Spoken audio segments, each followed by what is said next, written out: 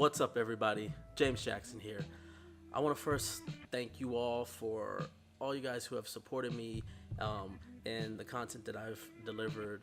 I try to deliver on a continuous basis. I know it's not as consistent as I want it to be. I try to get as much stuff and try to vlog and engage with you guys as much as possible as people who are excited to work in the field that we do.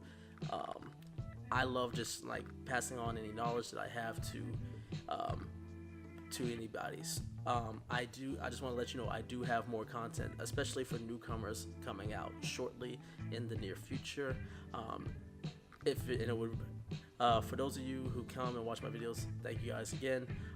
If you're not subscribed to the channel, please hit the like and hit the subscribe if you are enjoying the content here. And just to stay up on everything and help me grow this channel so I can definitely try to make this a full-time commitment. That is definitely one of the goals that I ultimately want to try to do by the end of the year, but we shall see. But man, is it a amazing time to be a filmmaker. I know the last time I've sat and discussed it was on the Canon EOS R and the Nikon Z cameras. Of course, there's been quite a few developments since then. We got the Fuji X-T3, which I'll give my thoughts about that camera.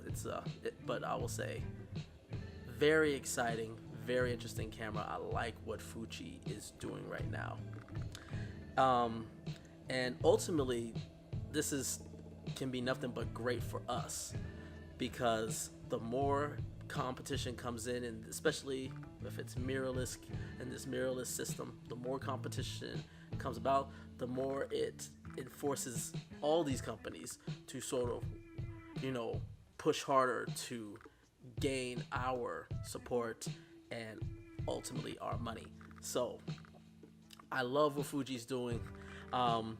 Nikon and Canon, I overall like what they're doing. There's definitely a lot of misses with their camera announcements, but I think both of them have very interesting things that I think are worth looking out for in the future, especially the Canon with the whole way they're looking at the R system. But there's one company in particular that's sort of been sliding under the radar that, I've just been excited, just waiting for one particular camera from them that I check every single time on Amazon to see if it finally shows up in there so I can actually get my shipment in. And of course, I'm talking about Blackmagic with the announcement of the Pocket Cinema Camera. I mean, that came all the way back in April at NAB. And it seems like with Fuji and Sony and Panasonic supposedly announcing a full-frame camera, with the Canon and Nikon entering the mirrorless system, everybody's almost forgotten about Blackmagic. And then Blackmagic decided to basically, they already dropped the bombshell. They just went full-on nuclear, and to me, they have started a whole new revolution with the announcement that they made just a couple days ago. And that, of course, is the announcement of Blackmagic Raw. And when I started reading about this and sort of learning more and more about what Blackmagic Raw is, I couldn't contain my excitement. I couldn't, because just of the things that potential possibilities that I never thought could happen, especially at that level. But I'm jumping ahead, so let's start. I guess this would be sort of more on path for the Pocket Cinema Camera. And today I wanted to sort of discuss Raw in terms of CinemaDNG as well as now Blackmagic Raw. So for those of you that are coming new, are interested in the Pocket Cinema 4K, but haven't really worked with RAW before. RAW is sort of exactly how you think RAW is in terms of stills. It's an image that has not been fully processed, that you go basically into whatever software program you use and basically sort of debayer it or demosaic it in order to create the image that you want. It basically gives you so much more information, so much more flexibility, that you can change white balance, tint.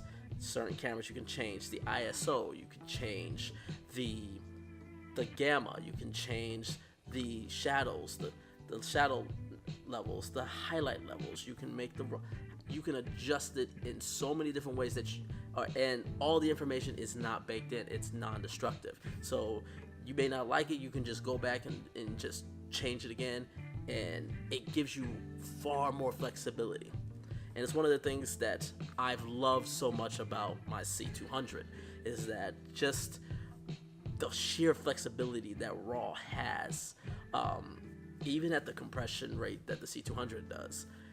It's such a joy to work with. But the problem for up until recently is the fact that most RAW files have been under CinemaDNG, and CinemaDNG basically doesn't put it on to make one image file. Instead, it gives you a series of images and puts those in a folder, and then it's up to your computer to process and sort of put that image together. The problem with that is it requires a lot of GPU acceleration. It requires a lot of strain on your computer. So for a lot of people, it just eats up the computer's time, and it slows everything down, and it's a real struggle at times to deal with. What Blackmagic has done, sort of similar to what ProRes has done, but I think they went a little bit farther and better. What Blackmagic has done now is they have essentially decided to take some of that processing, some of that weightlifting that the computer typically does, and put it in the camera itself.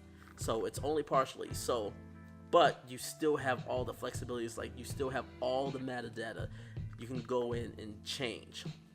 And now what happens is, so that makes it easier on your computer, so now you can edit and run through things so much faster.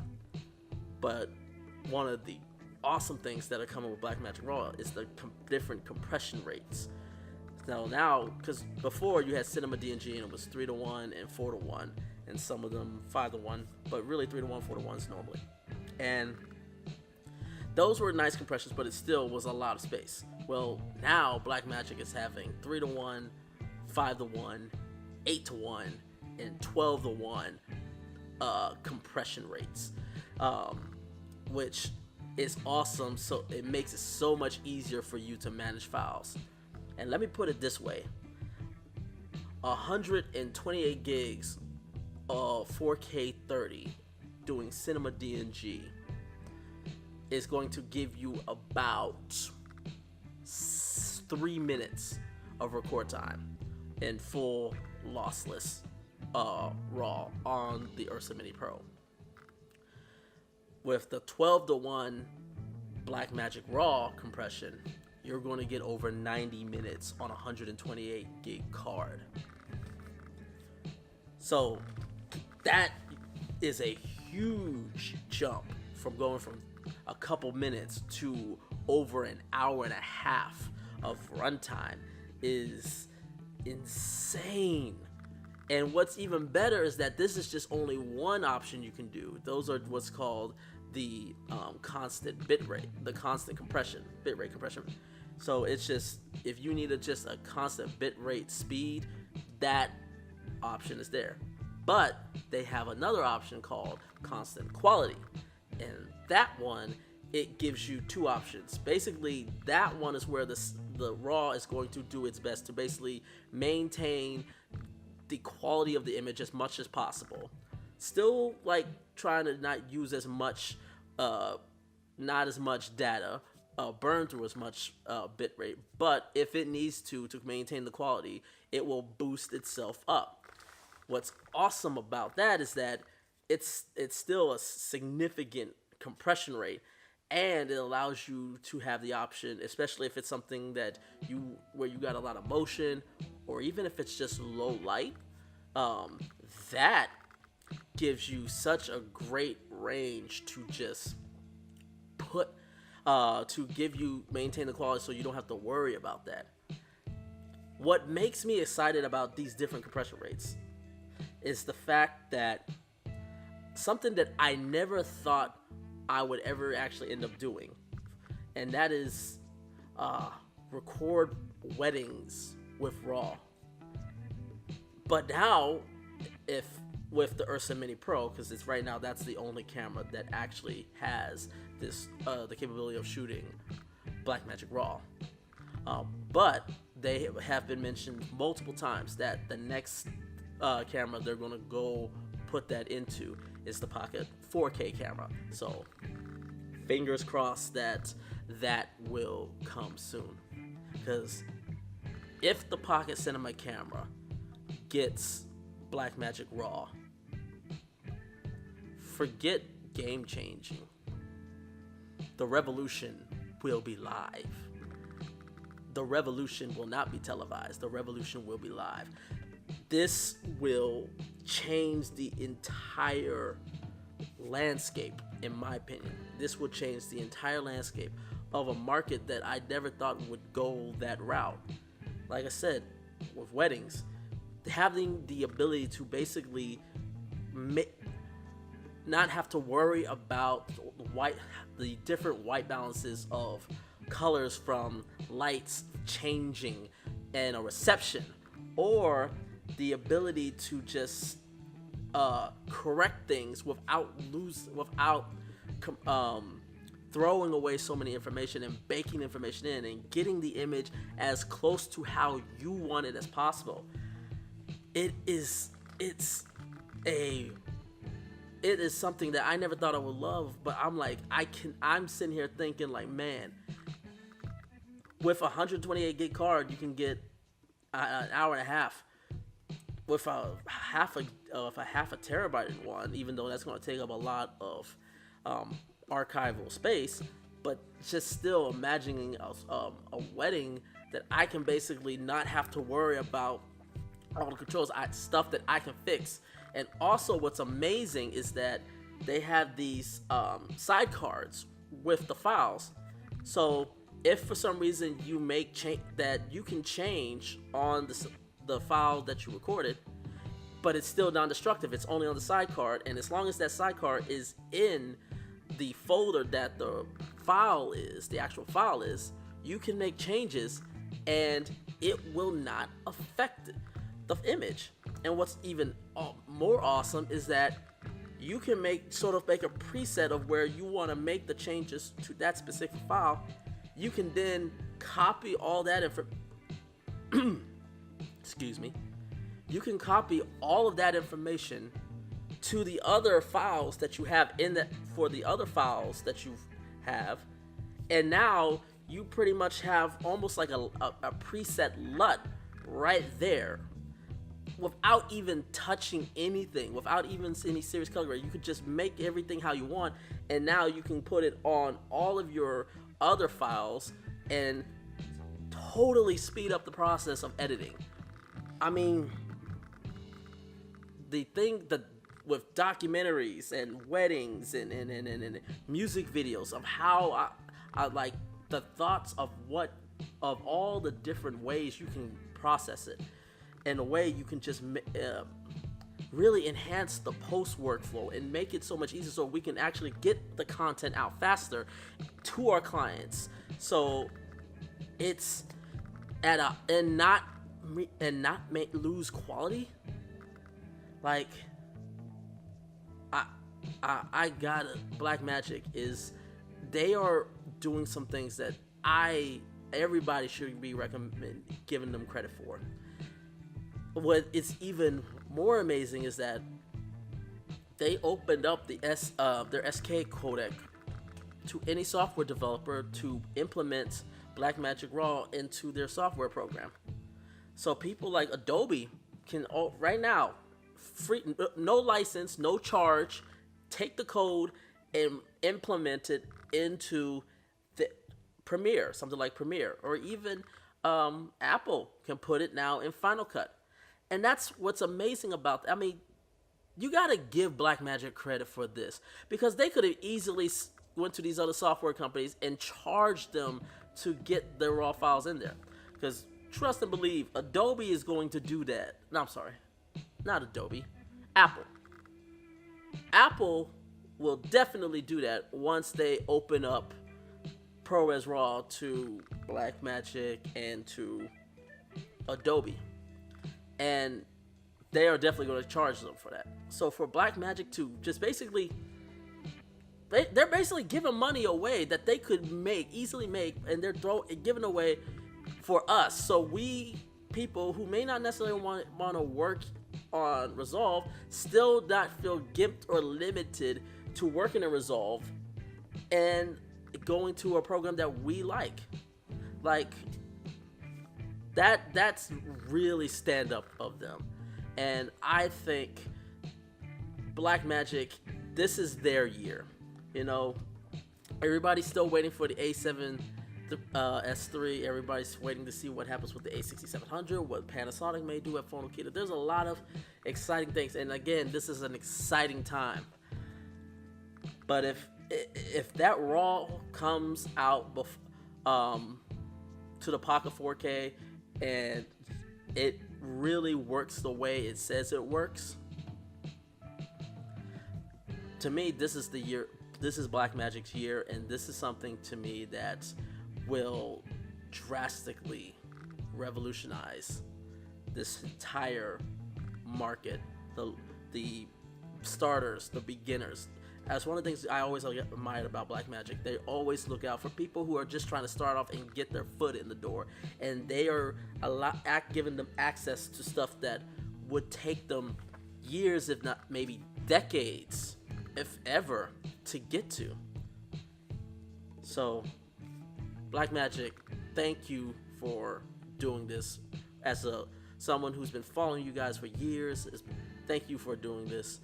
I cannot wait to try it out. A friend of mine who has the Ursa Mini Pro, he's right now on a shoot, but he's already said as soon as he comes back and they get to do testing, me and him are going to start testing the Blackmagic Raw. And there's sample footage right now on the website, at Blackmagic website. I will leave a link in the description below for that. But I'm definitely going to test that out. I'm definitely going to get my hands on it. And I will say this, I have been debating if I'm getting the Pocket camera to test it out to see if I want to use it. Because if I'm going to use it, it's going to be replacing my GH5S. And so far, I've been teetering back and forth if I actually want to do it. But if Blackmagic puts this new RAW codec into the Pocket 4K,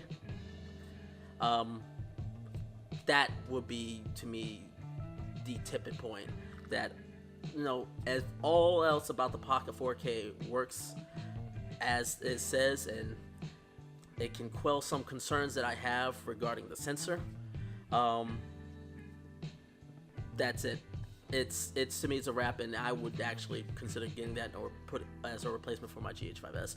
But it's not there. It's only on the Ursa Mini Pro. So if you have an Ursa Mini Pro, go out, test it out when you get a chance, you know. And also, because this is still in beta testing phase, go out there and, you know, if there's problems, test it. I'm like, don't just try to make nice images. Really try to break it. Try to really make it fail, so Blackmagic can see, you know, where things are, problems are, so they can tweak it and make it the best as possible. So this has been my little video. I'm gonna make this sort of unedited, so if it seems a little offhandy, I apologize, but I want to just sort of just go on ahead, just make it as little editing as possible. But yeah, I can't wait to get my hands on the Pocket 4. Hurry up and get this camera over here. Get the camera over here. But thank you guys for watching. Again, make sure to please subscribe to the channel. Love to continue building this up. Leave that like. Leave comment below. Let me know what you think of Blackmagic Raw. What do you think of just the time frame we are in right now with all these new systems and all these new cameras and all the hitting the market? It seems like all at once. You know, I want to know what you think. And like I said, leave a like, leave a comment below. Make sure to hit that subscribe button. Until next time, take care, guys.